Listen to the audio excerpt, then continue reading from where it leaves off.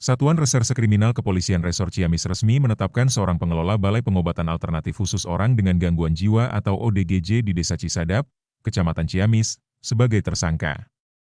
Penetapan ini berkaitan erat dengan kasus dugaan penelantaran pasien yang mengakibatkan seorang warga asal Kecamatan Cikalong, Kabupaten Tasikmalaya, meninggal dunia.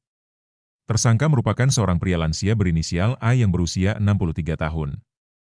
Langkah hukum tegas ini diambil setelah pihak kepolisian berhasil mengantongi sejumlah alat bukti yang kuat, termasuk hasil pemeriksaan forensik mendalam terhadap jenazah korban setelah menjalani perawatan di balai tersebut.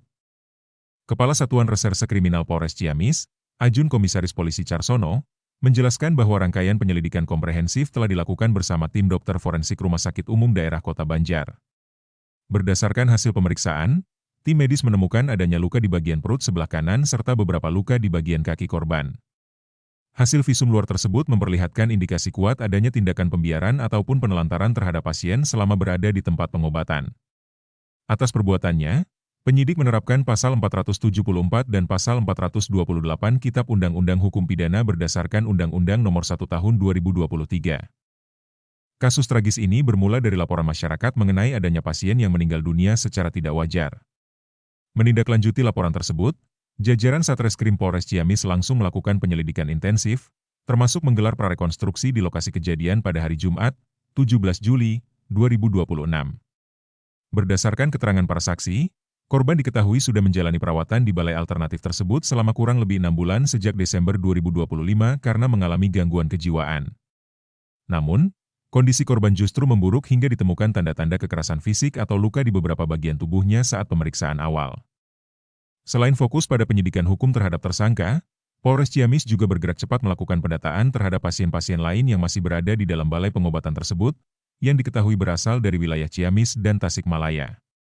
Pihak kepolisian kini bersinergi dengan Dinas Sosial serta Dinas Kesehatan Kabupaten Ciamis untuk menentukan langkah dan tindakan selanjutnya terhadap keberadaan balai pengobatan tersebut.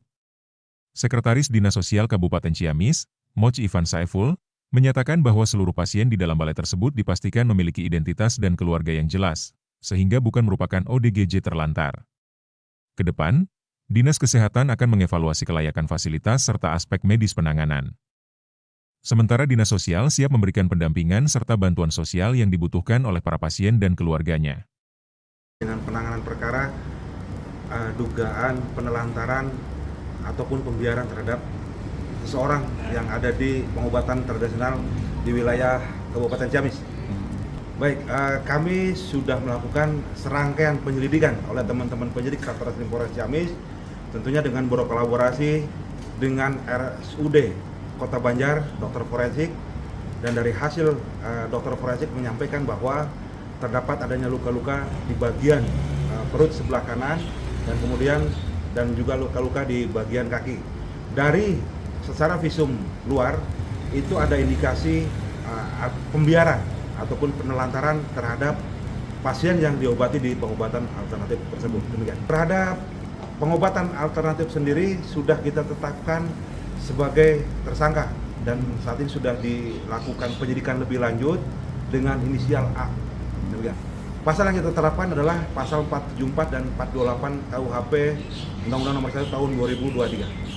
Untuk balai pengobatan saat ini kami sedang berkolaborasi dengan stakeholder terkait untuk penanganan lanjut karena memang di balai pengobatan tersebut masih ada beberapa pasien yang ada di tempat balai pengobatan tersebut.